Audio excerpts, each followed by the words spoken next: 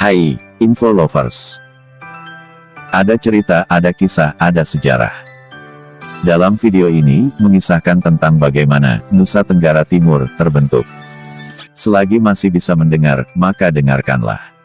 Beginilah sejarah singkat dari Nusa Tenggara Timur.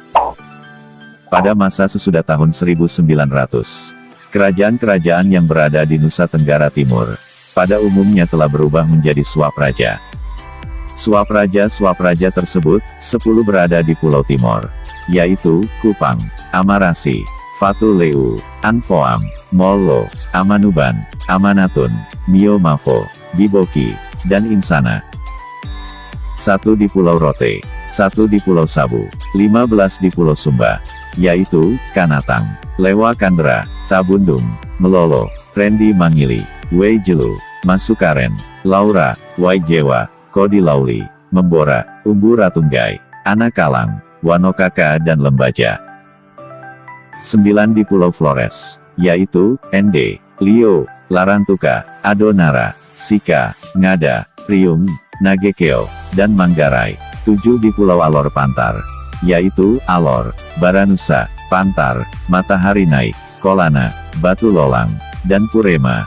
Swapraja tersebut, terbagi lagi menjadi bagian yang wilayahnya lebih kecil. Wilayah-wilayah kecil itu disebut kafetoran-kafetoran. Wilayah Nusa Tenggara Timur, pada waktu itu, merupakan wilayah hukum dari Kresidenan Timor, dan daerah takluknya, yaitu, Presidenti Timor en onder Hurik Heden.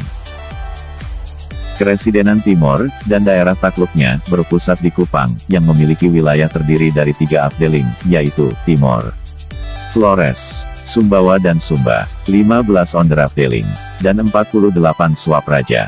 Afdeling Timor, terdiri dari 6 onderafdeling, dengan ibu kotanya di Kupang. Afdeling Flores, terdiri dari 5 onderafdeling dengan ibu kotanya di Ende. Afdeling Sumbawa dan Sumba terdiri dari 4 onderafdeling dengan ibu kotanya di Bima dan Raba. Kresidenan Timor dan daerah takluknya, dipimpin oleh seorang residen. Sedangkan afdeling, dipimpin oleh seorang asisten residen. Onderafdeling, dipimpin oleh kontrolir dan gezageber. Residen, asisten residen, kontrolir dan gezageber adalah pamong praja kolonial Belanda. Para kepala onderafdeling yakni kontrolir, dibantu oleh pamong praja Bumi Putra, berpangkat besturs asistan. Pada tanggal 8 Maret tahun 1942, Komando Angkatan Perang Belanda di Indonesia, menyerah tanpa syarat kepada Jepang. Dengan demikian, secara resmi Jepang menggantikan Belanda sebagai pemegang kekuasaan di Indonesia. Untuk Indonesia bagian timur, termasuk wilayah Indonesia bagian timur, wilayah Nusa Tenggara Timur, berada di bawah kekuasaan Angkatan Laut Jepang, disebut Kaigun, yang berkedudukan di Makassar. Kaigun menyusun pemerintahannya, untuk wilayah Indonesia bagian timur dikepalai oleh Minseifu, berkedudukan di Makassar. Di bawah Minseifu, adalah Minsebu, yang untuk daerah Nusa Tenggara Timur, termasuk Sejo Sundasu, atau Sunda Kecil, yang berada di bawah pimpinan Minseifu Cokan yang berkedudukan di Singaraja. Di samping Minseifu Cokan, terdapat Dewan Perwakilan Rakyat, yang disebut Sho Sunda Sukaiyin. Di antara anggota dewan ini yang berasal dari Nusa Tenggara Timur, adalah Raja Amarasi, Haakoroh dan Ihadoko. Setelah Jepang menyerah, Kepala Pemerintahan Jepang, Ken Kanrikan, di Kupang, memutuskan untuk menyerahkan pemerintahan atas kota kepada 3 orang, yakni, Dr. Aga Keller, sebagai wali kota Tompelo dan Ihadoko. Namun tak berlangsung lama, karena pasukan Nika segera mengambil alih seluruh pemerintahan sipil di NTT, di mana susunan pemerintah dan pejabat, sebagian besar adalah pejabat Belanda, sebelum Perang Dunia II. Dengan demikian, NTT menjadi daerah kekuasaan Belanda. Sistem pemerintahan sebelum perang, ditegakkan kembali. Pada tahun 1945, kaum pergerakan secara sembunyi-sembunyi telah mengetahui perjuangan Republik Indonesia melalui radio. Oleh karena itu, kaum pergerakan menghidupkan kembali Partai Perserikatan Kebangsaan Timor yang berdiri sejak tahun 1937, dan kemudian berubah menjadi Partai Demokrasi Indonesia, atau PDI. Perjuangan politik terus berlanjut, sampai pada tahun 1950. Dimulai fase baru dengan dihapusnya Dewan Raja-Raja. Pada bulan Mei tahun 1991, Menteri Dalam Negeri NIT mengangkat Y.S. Amalo menjadi Kepala Daerah Timor. Dan kepulauannya menggantikan H.A. Koroh yang wafat pada tanggal 30 Maret tahun 1951. Pada waktu itu, daerah Nusa Tenggara Timur, termasuk dalam wilayah Provinsi Sunda Kecil. Berdasarkan atas keinginan serta hasrat dari rakyat daerah Nusa Tenggara, dalam bentuk resolusi, mosi, pernyataan dan delegasi kepada pemerintah pusat dan panitia pembagian daerah yang dibentuk dengan keputusan Presiden, nomor 202/1956 perihal Nusa Tenggara. Pemerintah berpendapat, sudah tiba saatnya, untuk membagi daerah Provinsi Nusa Tenggara, termaksud dalam Peraturan Pemerintah RIS nomor 21, tahun 1950. Lembaga Negara RIS tahun 1950, nomor 59. Menjadi 3 daerah tingkat 1. Dimaksud dalam Undang-Undang nomor 1 tahun 1957. Akhirnya, berdasarkan Undang-Undang nomor 64. Tahun 1958, Provinsi Nusa Tenggara dipecah menjadi daerah Swantantra tingkat 1 Bali, Nusa Tenggara Barat, dan Nusa Tenggara Timur. Daerah tingkat 1 Nusa Tenggara Timur, meliputi daerah Flores, Sumba, dan Timor.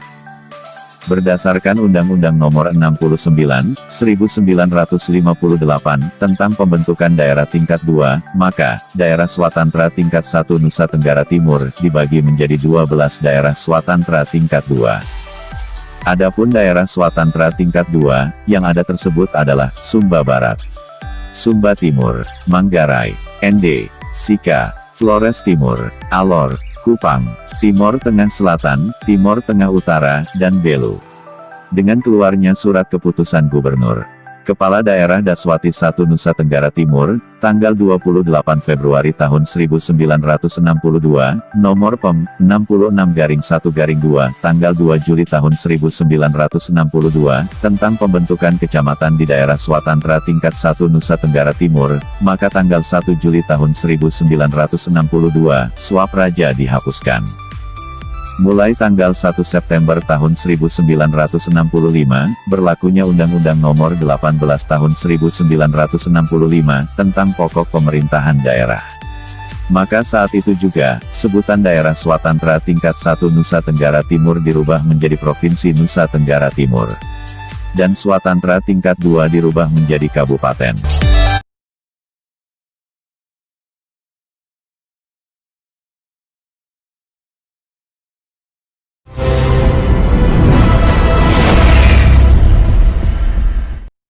Asal-usul nama Pulau Sumba berjalin kelindan antara tradisi lisan masyarakat lokal dan sejarah yang ditulis oleh para penjelajah Eropa dan armada perang Patih Gajah Mada. Para penjelajah Eropa memberi sebutan yang berbeda-beda berdasarkan pengamatan mereka terhadap kekayaan dan keunikan alam Sumba. Hingga kini ada beberapa sebutan untuk Pulau Sumba antara lain, Pulau Humba, Pulau Sumba, Pulau Subao, Pulau Cendana atau Pulau Sandelu. Catatan sejarah yang pertama kali menyebut nama Pulau Sumba muncul pada abad ke-14 di Kerajaan Majapahit. Pada zaman Majapahit di Jawa Timur ada seorang raja yang berkuasa namanya Hayam Wuruk. Hayam Wuruk mempunyai patih atau orang kepercayaan namanya Gajah Mada. Pada tahun 1350, Gajah Mada mengucapkan janji bahwa ia tidak akan makan palapa sebelum mempersatukan Nusantara. Pada tahun-tahun itu armada Gajah Mada menaklukkan Sumatera, Kalimantan lalu menuju pulau-pulau sebelah timur dari Pulau Seram, Timor hingga Larantuka, Flores Timur. Di daerah Riang Puho, Kecamatan Tanjung Bunga, Flores Timur terdapat bekas telapak kaki pada sebuah batu yang ukurannya lebih lebar dari manusia. Dalam tradisi lisan masyarakat sekitar meyakini bahwa itu adalah bekas telapak kaki Gajah Mada. Sesudah menaklukkan Larantuka, armada Gajah Mada melakukan perjalanan pulang ke Tanah Jawa.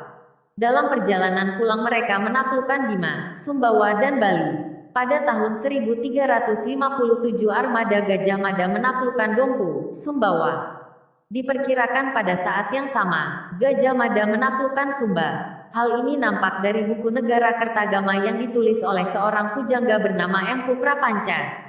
Buku itu mendaftar nama-nama pulau yang ditaklukkan oleh armada Gajah Mada, termasuk nama pulau di bagian timur Pulau Jawa.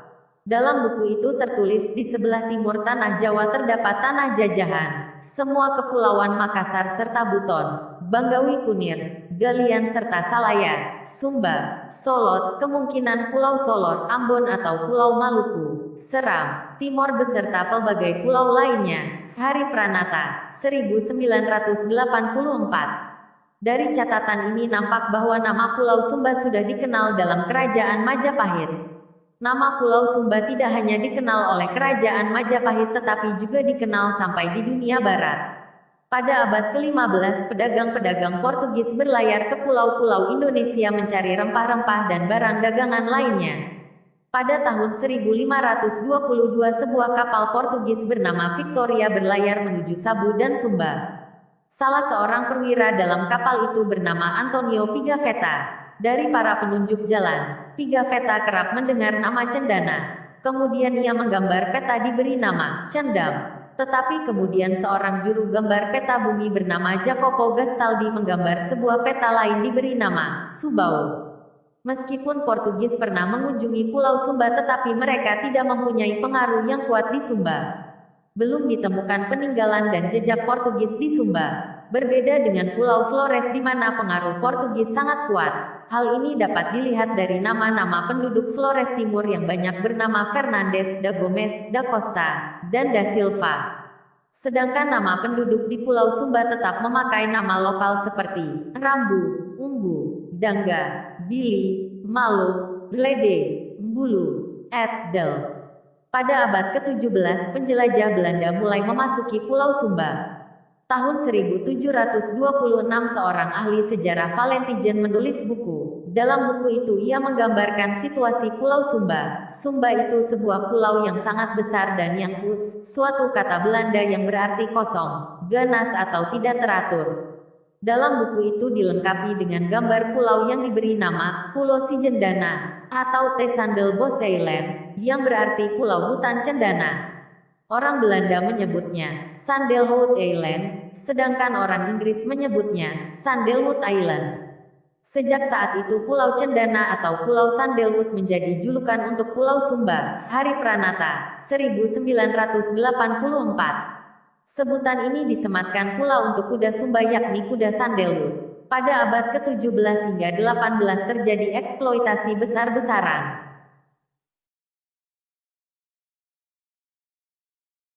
Hutan cendana dan kuda di Pulau Sumba oleh para penjelajah. Ribuan ekor kuda Sumba dan ribuan kubik kayu cendana diekspor ke Eropa, negara-negara Asia dan Pulau Jawa. Diperkirakan hutan cendana mengalami kepunahan pada abad 18 hingga awal abad 19 dan berkurang pula kuda Sumba. Parimarta, 2002. Masyarakat Sumba sendiri mempunyai tradisi lisan mengenai nama Pulau Sumba. Tradisi lisan masyarakat Sumba menjelaskan itu dalam kisah Umbu Walumanoku.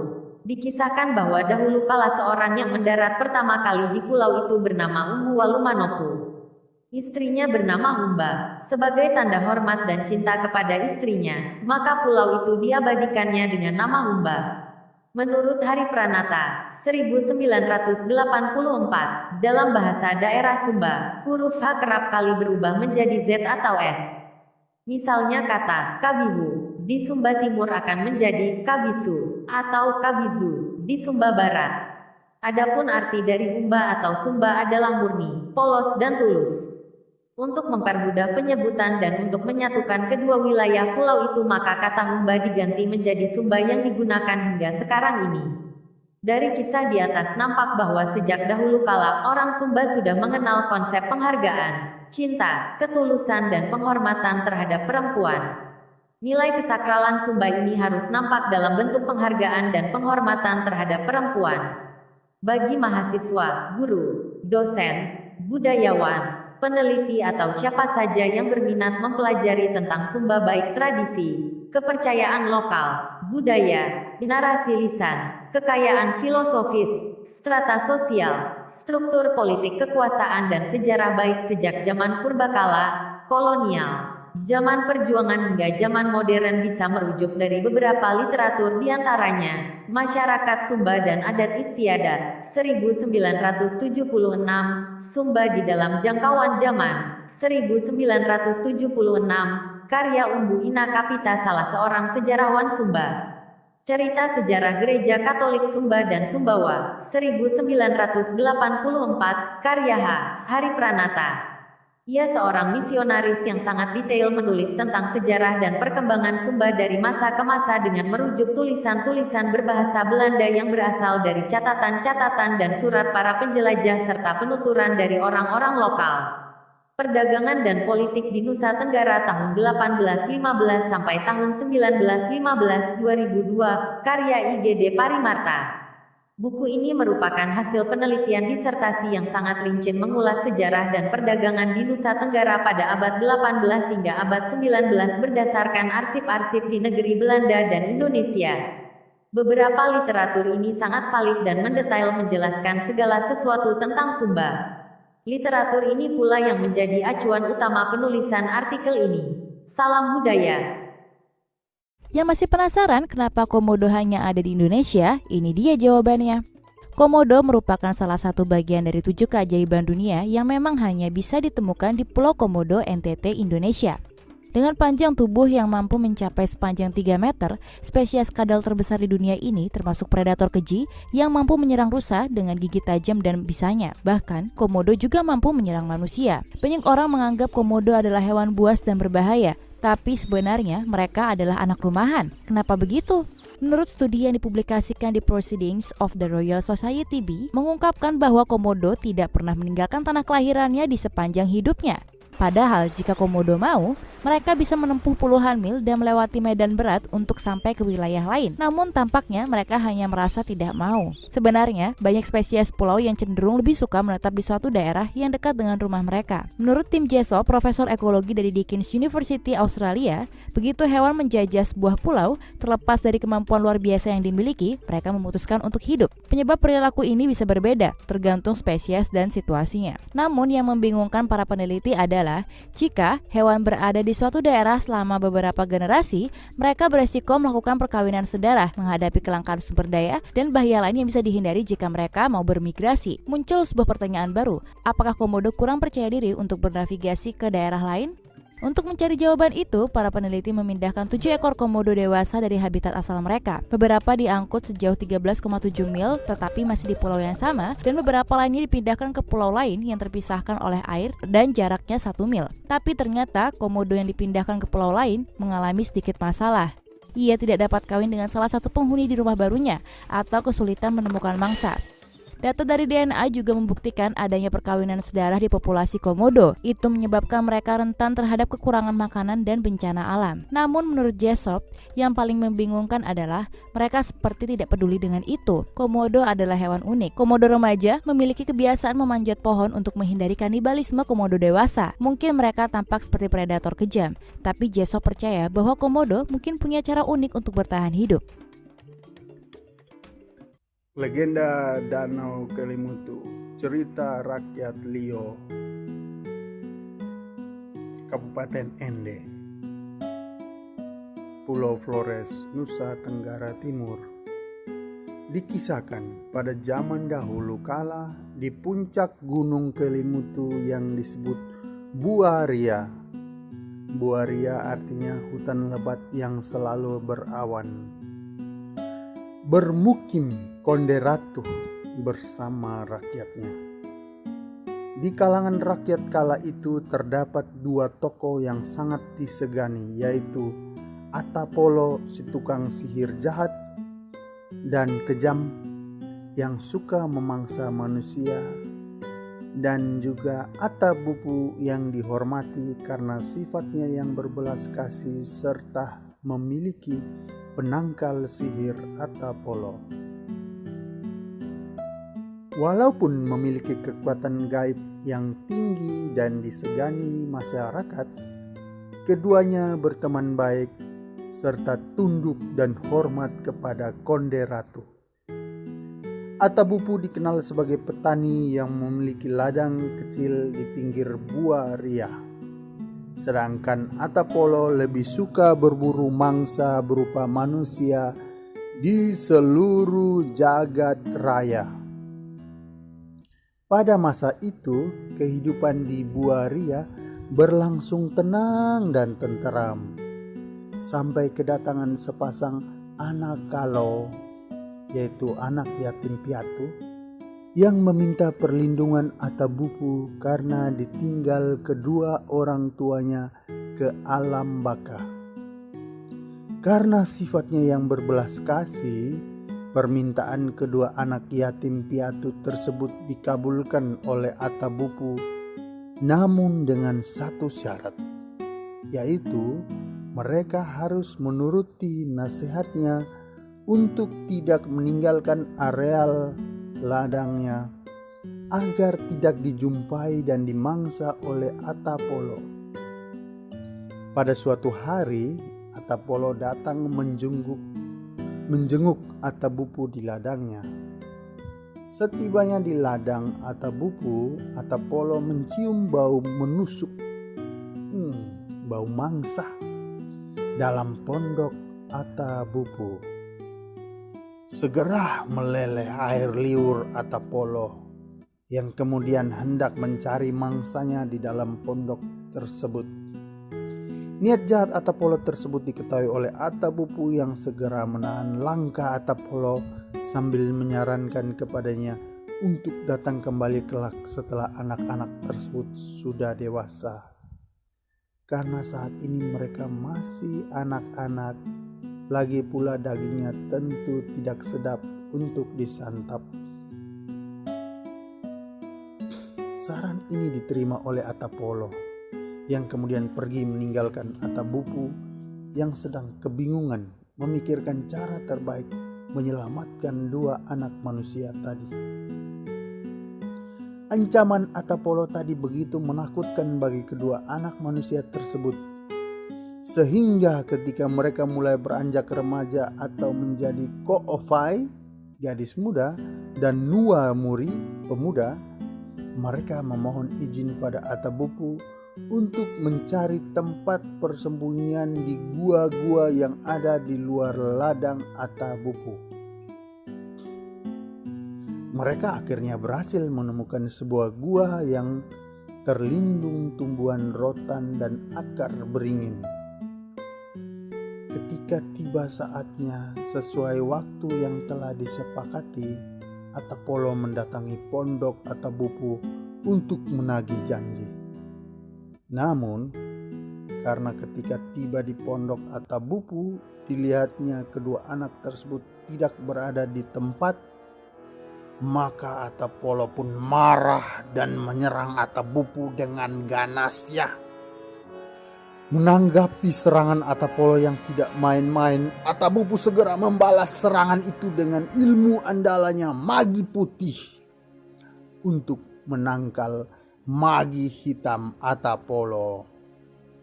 Pada awalnya perkelahian keduanya berjalan seimbang karena keduanya memiliki ilmu yang tinggi dan setingkat.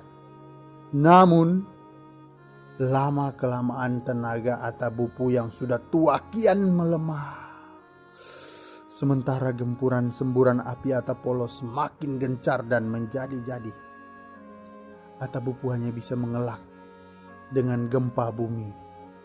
Akibatnya timbul gempa bumi dan kebakaran besar hingga kaki gunung Kelimutu.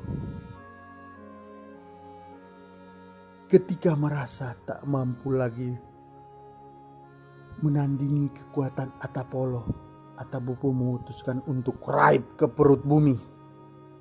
Akibatnya Atapolo menjadi semakin murka dan menggila. Ketika mencium bahu dua remaja yang tengah bersembunyi di dalam gua, Atapolo pun bertambah beringas. Namun takdir akhirnya menentukan bahwa Atapolo harus tewas ditelan bumi karena sepak terjangnya yang kelewatan. Kedua remaja yang tengah bersembunyi juga turut menjadi korban. Gua tempat persembunyian Ko'ofai dan Nua Muri runtuh akibat gempa dan menguburkan keduanya hidup-hidup. Beberapa saat setelah kejadian itu, di tempat atap Bupurait ke perut bumi, timbul danau berwarna biru. Di tempat Atapolo tewas di telan bumi, terbentuk danau yang warna airnya merah darah yang selalu bergolak. Sedangkan di tempat persembunyian Ko'ofai dan Nuwa Muri, terbentuk sebuah danau dengan warna air hijau tenang. Ketiga danau berwarna tersebut masing-masing oleh masyarakat setempat diberi nama sesuai dengan sejarah terbentuknya tadi, yaitu Tiu Atapolo dipercaya sebagai danau tempat berkumpulnya arwah-arwah para tukang tenung atau orang jahat yang meninggal. Tiu Nuwa Muri Ko'ofai dipercaya sebagai danau tempat berkumpulnya arwah muda-mudi yang meninggal, dan Tiu Atambupu dipercaya sebagai danau tempat berkumpulnya arwah-arwah para tetua yang sudah meninggal.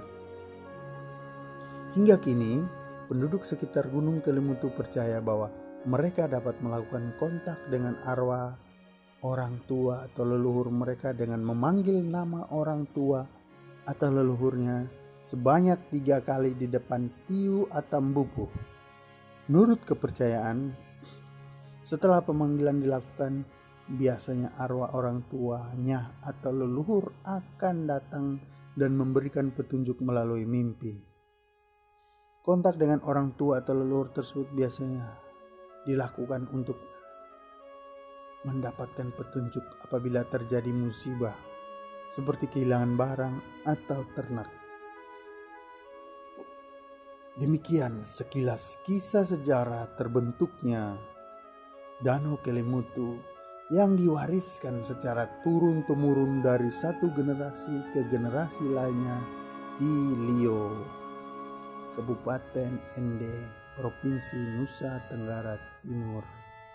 Jangan lupa ya, mari berkunjung ke Gunung Kelimutu, Danau 3 Warna di Ende, Pulau Flores, Provinsi Nusa Tenggara Timur. Bye-bye.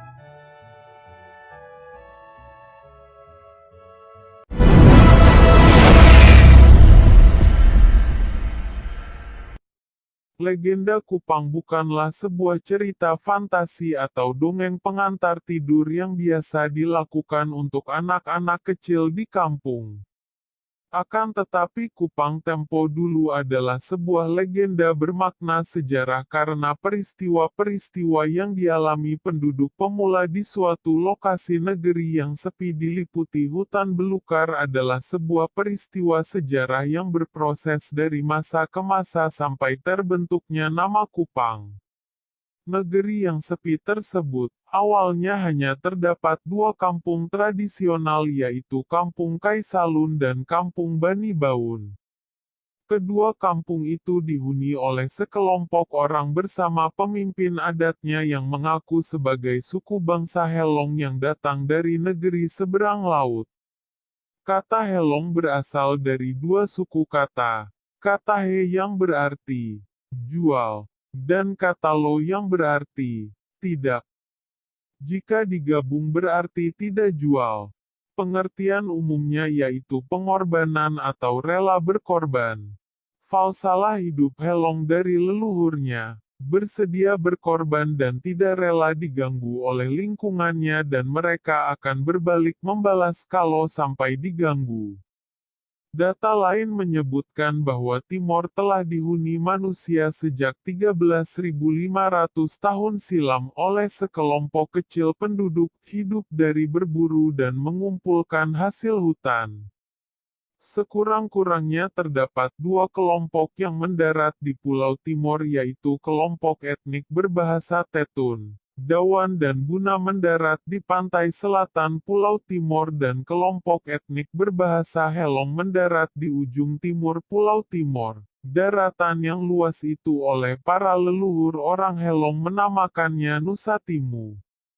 Terdapat 3 tempat yang sangat berkesan ketika para leluhur Helong menemukan Nusa Timu. Tempat itu dijadikan lambang abadi yakni Bandar Tutuala Tutufala, dan Pulau Lako, Lakon.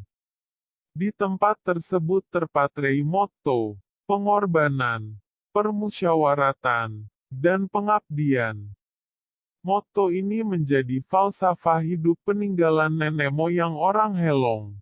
Kelompok 1 berjumlah 11 kepala keluarga yaitu Nunatun, Lai Kait, Lai Daat, Lai Lopo, Siki Timu, Lisi Lena, Lisi Lai Hulu, Klapeka, Lai Biti, Lai Naisono dan Lai Nusa. Kelompok 1 di bawah pimpinan Lai Kait. Ada saat pelepasan kelompok karena jurusan atau rute yang ditempuh berbeda maka oleh Raja Helong dibuat acara pelepasan yang disebut Sao, artinya melepas pergi atau berpisah. Tempat diadakan acara pelepasan berdekatan dengan sumber mata air, sehingga lokasi tersebut diberi nama Wui Sao. Wui berarti air, Sao berarti melepas pergi, berpisah. Penyebutan air menurut bahasa Helong yaitu Ui namun karena pengaruh bahasa Rote menjadi U sehingga nama tempat itu dikenal dengan nama Usao. Kelompok 1 berjalan lewat tanah datar arah matahari terbenam yakni dari Uisao tiba di suatu lokasi untuk mencari minum. Mereka membuat alat untuk minum dari daun lontar yang dinamakan sapat atau hai, sehingga lokasi tersebut dinamakan Uisapat saat ini dikenal dengan Usapa. Setelah melanjutkan perjalanan kelompok 1 bertemu dengan anggota rombongan Lai Topan yang sudah lama tinggal menetap di Kaisalun dan Buni Baun. Atau Buni Baun berarti terlindung, tersembunyi dan aman. Di lokasi ini dulu kala terdapat gua, liang. Lokasi Buni Baun berkembang menjadi kampung yang disebut Buin Baun. Saat ini kampung itu dikenal dengan nama Bonipo. Kelompok 2 berjumlah 24 keluarga, yaitu Solini, Helna Sabu, Putis Lulut, Belis Mau, Ismau, Lai Silap, Buit Lena, Lasi Kodat, Tiu Muli, Helna Mui, Lai Bahas, Lai Kuni, Buit Bisi, Bistolen, Koes Lulat, Bilistolen, Bimusu, Balmae, Balsomang dan Mestuni. Kelompok ini dipimpin langsung oleh Lisin Bising, Lisin Lai Bisi. Menempuh daratan berbukit, rombongan tersebut beristirahat sambil makan disebut K. Sedang bekal yang dibawa untuk dimakan selama perjalanan disebut Biti. Lokasi untuk makan bersama dekat dengan sumber air yang berlimpah yang ditandai dengan nama Uikabiti. Tempat itu sekarang dinamakan Oikabiti. Kemudian rombongan meneruskan perjalanan melalui kampung Batu Lesa, Ui Batu, Tapa, Ui Talu, dan Nayoni. Dari Nayoni rombongan tiba di kampung Petu, berasal dari kata pentu, artinya pantat kering. Di tempat tersebut suara yang diteriakkan akan memantul kembali eko dari sebuah batu yang disebut batu fala, artinya batu bersuara. Saat ini dikenal dengan nama Fatukoa dalam bahasa Timor. Fatukoa artinya batu berteriak. Pada perjalanan selanjutnya kelompok 1 bertemu dengan kelompok 2 di kampung Liliba. Kampung ini diberi nama Liliba karena terdapat kali, sungai yang aliran airnya sangat deras, tidak ada jembatan sehingga anggota rombongan takut menyeberang. Kata Lili adalah sebuah isyarat artinya takut-takut, artinya air yang mengalir. Dengan demikian, Liliba diartikan takut menyeberang banjir air kali yang deras. Di tempat itu Lisin Lai Bisi memberikan tempat tinggal pada keluarga Lasikodat. Tempat itu ditunjuk mulai dari Ui Batu sampai pantai Tenau termasuk Bolok.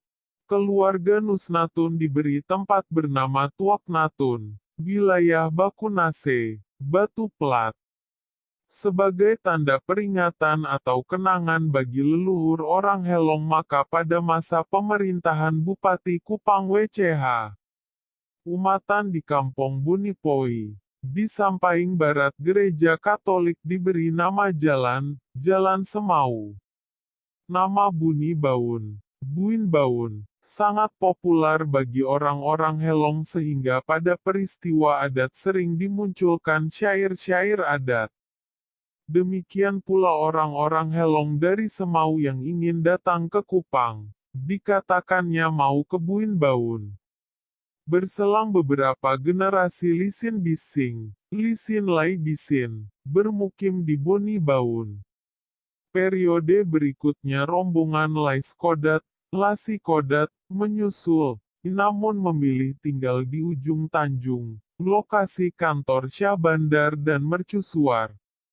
Saat itu masyarakat memiliki dan mengakui 3 raja, yaitu Lain Kopan, Lisin Bising dan Lai Skodat, Raja Muda. Itulah yang menjadi cikal bakal lahirnya Kampung Kupang tempo dulu. Dari kisah ini terungkap bahwa Lai Kopan adalah raja pertama. Tugas utamanya telah merintis payung koordinasi kehidupan kemasyarakatan, pemerintahan dan perdagangan tradisional serta keamanan lingkungan bagi warganya. Raja kedua adalah yaitu Lisin Bising, Lisin Lai Bisi, dinobatkan menggantikan bapaknya Lai Bisi untuk memimpin 35 kepala keluarga dan anggotanya. Namun setibanya di Buni Baun, statusnya sebagai raja menempati urutan kedua setelah Lai Topan, Lai Kopan, yang sudah lebih dulu diakui masyarakatnya sebagai raja. Data menunjukkan Raja Lisin Bising dan putra mahkota Bisik Lisin memangku jabatan pada masa prasejarah. Setelah itu disusul Raja Koen Lai Bisi yang bergelar Koen Amtuan, Koen Besar. Tergolong masa peralihan dari prasejarah memasuki masa sejarah. Menurut catatan pada masa kekuasaan Koen Lai Bisi dan periode kekuasaan raja-raja selanjutnya berjumlah 15 orang dan semuanya dari keturunan Lisin Bisin. Demikian pula pada masa VOC, pemerintahan Hindia Belanda terdapat 10 orang raja dari keturunan Lisin Bisin diantaranya yaitu Manas Bisi IV. Tahun 1816 sampai tahun 1826, kemudian Manas Klomang Bisi Lisin urutan raja ke-6 tahun 1872 sampai tahun 1882. Saat itu Raja Manas Klomang Bisi Lisin memperkenalkan Sonaf Kaisalun dengan Anam Sonaf III. Setelah Raja Manas Klomang Bisi Lisin, jabatan sebagai raja dipangku Leo Manas Bisi Lisin, tahun 1882 sampai tahun 1885, lalu Din Manas Bisi Lisin, tahun 1885 sampai tahun 1908, lalu Soleman Palo Bisi Lisin, tahun 1908 sampai tahun 1911. Dan urutan raja ke-10 dijabat oleh Salmun Palo Bisi Lisin, tahun 1911 sampai tahun 1917. Sesuai dengan penerapan sistem politik pemerintahan Belanda maka periode berikutnya jabatan raja diturunkan menjadi vetor.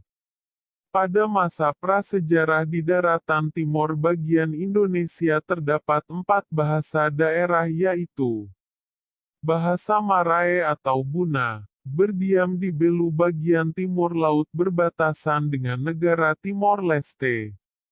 Bahasa Tetun, di Belu sebagian Timor Tengah Utara.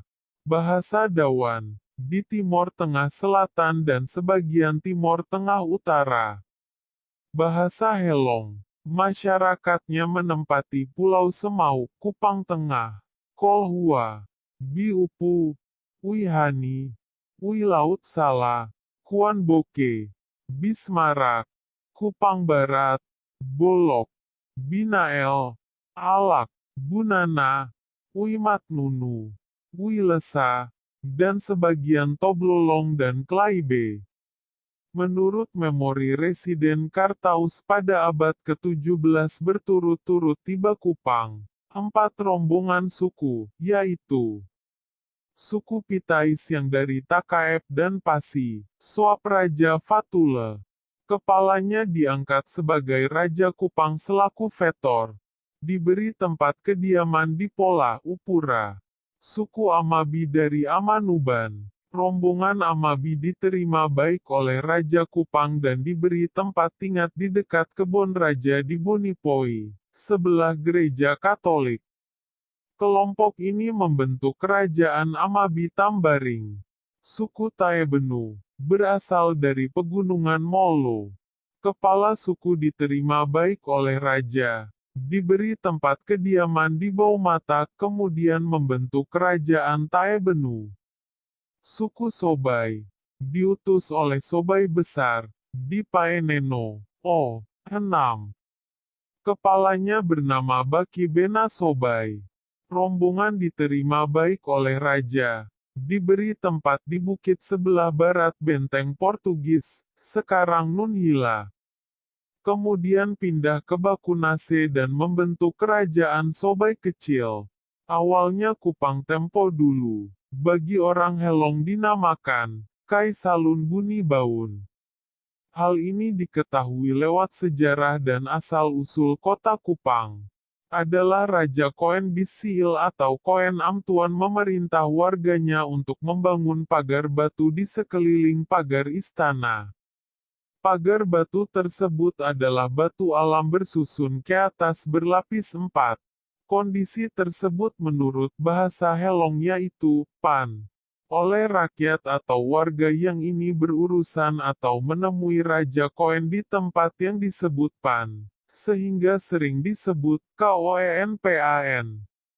Dalam perkembangan penggunaan bahasa, ucapan, secara etimologis kata kunpan, berubah menjadi kupang. Selanjutnya dengan ejaan baru maka disesuaikan lagi menjadi kupang.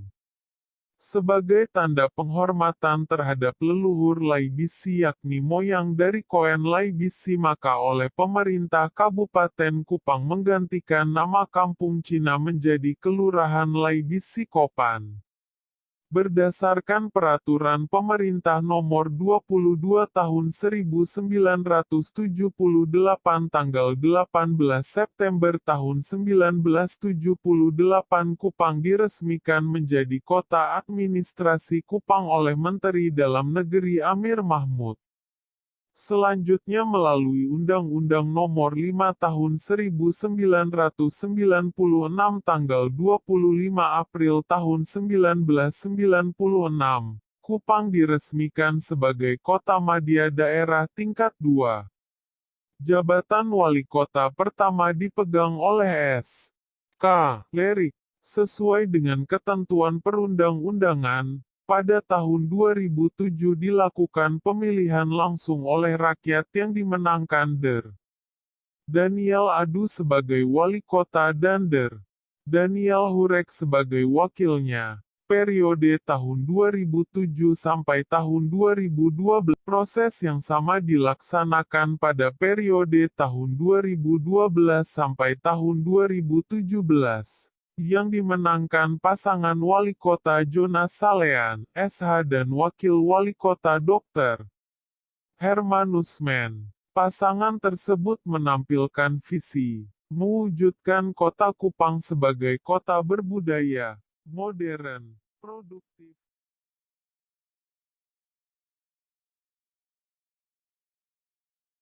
Kota Kleve adalah sebuah kota kecil di lembah Bikomi, yang didirikan oleh Belanda.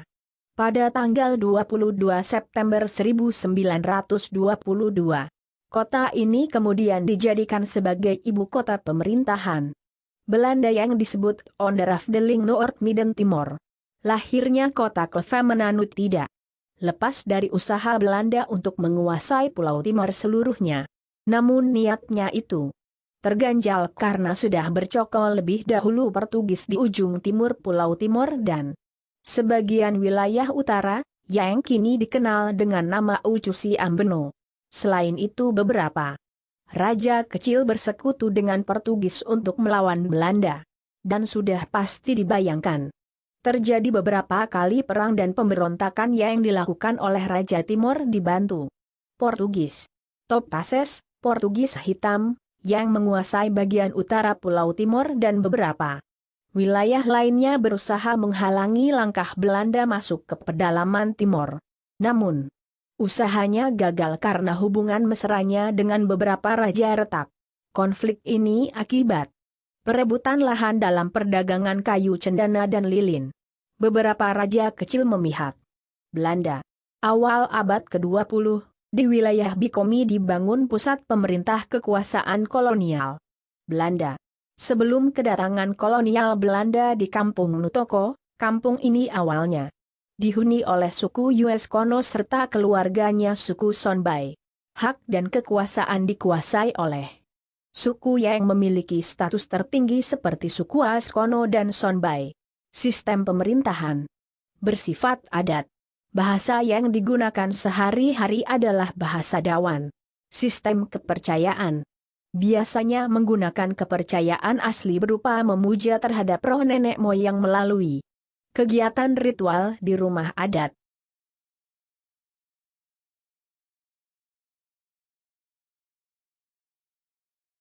Sebelumnya, Belanda sedang mengincar Raja Sonbai di Bijela. Sonbai adalah raja yang punya karisma dan sangat disegani oleh raja-raja Timor lainnya. Dia juga yang mempengaruhi raja-raja kecil lainnya untuk memberontak kepada Belanda. Tersebutlah sebuah kerajaan kecil di kaki Gunung Miomavo, yang sangat taat dan loyal kepada Sonbai. Kerajaan ini disebut Kerajaan US Kono atau Ama Kono. Keturunan Kono dan umatan yang berkuasa di Kerajaan Miomavo, memerintah dari generasi ke generasi. Ibu kota kerajaan ini terletak di puncak bukit dan beberapa tempat, kemudian pindah ke Kampung Nutoko. Kampung Nutoko terletak di delta sungai Nunoni dan Nuniti.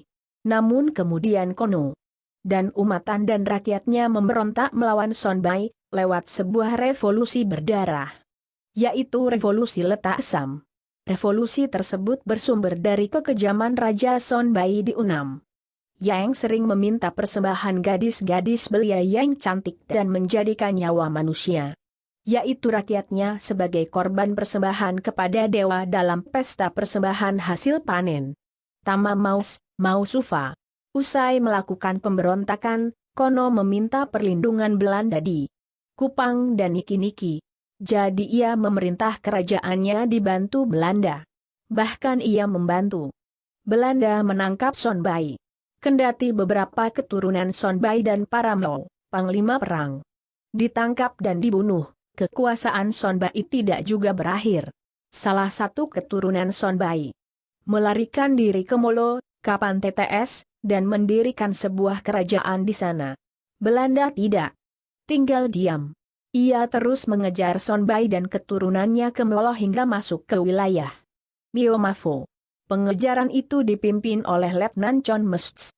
Karena jatuh kasihan, Raja Kono melindungi keturunan Sonbai ini, yang dikenal dengan julukan Sobe Sonbai Ana. Ia kemudian berganti nama menjadi Sobe Kono agar tidak dicari dan ditangkap Belanda. Ia pun hidup aman dan terlindung di Nutoko. Karena gagal mencari keturunan Sonbai, maka Letnan Chon Msts melakukan gencatan senjata dengan para Mao dan Raja Kono.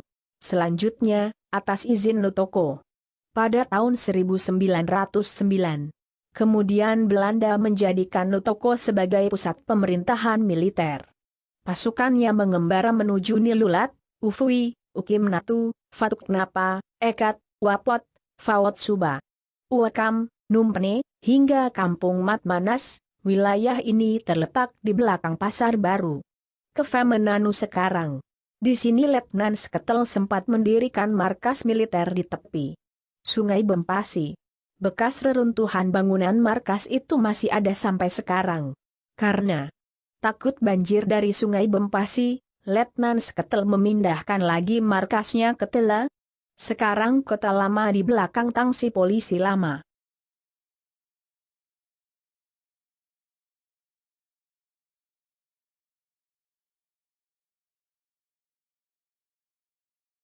Dalam suatu kesempatan, seorang komandan regu Belanda berkuda mengelilingi wilayah sekitar Tele yang masih terdiri dari hutan lebat. Ia hendak mencari sumber air. Kemudian ia berjumpa dengan seorang warga rakyat dari Usif Bana yang sedang menggembalakan sapi dan tinggal di sekitar celukan anak sungai tersebut yang disebut Nuntaken, dan bertanya dalam bahasa Melayu, di mana ada sumber air. Dan warga yang ditanya tersebut dengan setengah mengerti menunjuk ke sebuah arah sambil menyebut, ke Femnanu. Sang komandan regu Belanda itu berjalan menuju arah yang ditunjuk, yaitu sebuah tebing jurang yang terjal, sekarang di halaman belakang rumah almarhum Lawrence Ogom, di Gua Aplasi. Ia sangat terkejut ketika menjumpai sebuah pemandangan yang sangat indah, yaitu sebuah kolam air dari sebuah pusaran air dari tebing yang curam. Air terjun ini menghempas dalam kolam dan membentuk liukan pusaran seperti perut ayam. Pengalaman ini diceritakan komandan itu kepada semua orang. Dan akhirnya, tempat itu diberi nama Kefemenanu, setelah disesuaikan dengan idiolek bahasa Belanda. Mayasa sangat cocok. Maka pada tanggal 22 September 1922, ibu kota pemerintahan militer Belanda, Onderafdeling Noord Midden Timor, di Nutoko pindah ke Kefemenanu. Dan pada tahun 1923, kantor Onderafdeling Noord Midden Timor dibangun oleh Tuan Pedemons. Dan gedung kantor Onderafdeling Noord Midden Timor sempat dijadikan kantor Bupati TTU oleh mantan Bupati TTU pertama, Petrus Salasa. Sekarang gedung ini dijadikan sebagai kantor arsip daerah Kabupaten TTU.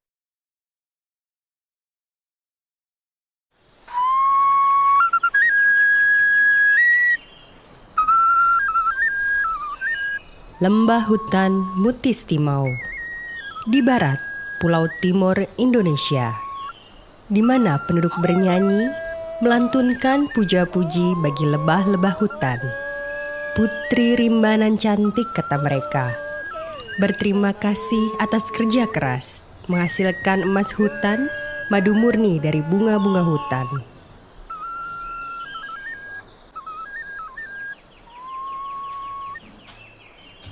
Dua kali dalam setahun, masyarakat penjaga hutan Mutis Timau di berbagai penjuru, mulai dari cucu, cicit, para tetua dan wanita, kembali ke hutan suci Mutis, rumah lebah-lebah bernaung di bentang alam Mutis Timau.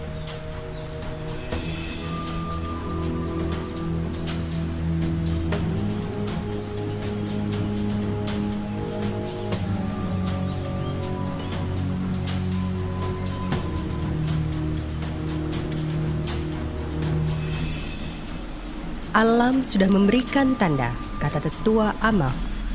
Lewat nyanyian angin, sukacita bagi semua, karena emas hutan siap dipanen.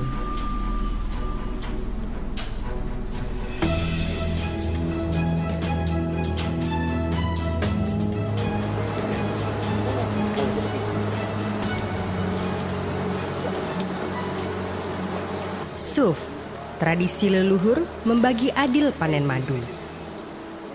Tutur dilantunkan agar setiap keluarga ingat, semua bersaudara, semua akan mendapatkan porsi madu yang sama.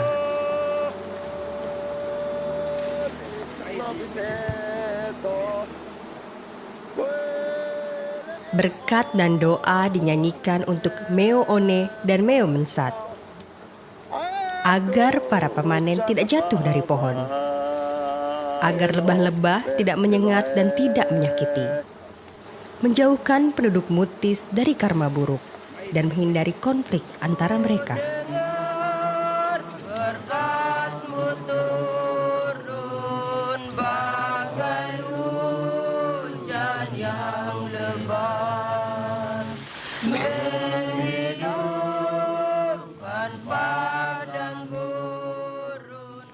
Suf, tradisi leluhur melindungi kelestarian pohon inang madu karena pohon adalah sebagian dari jiwa kami, kata mereka.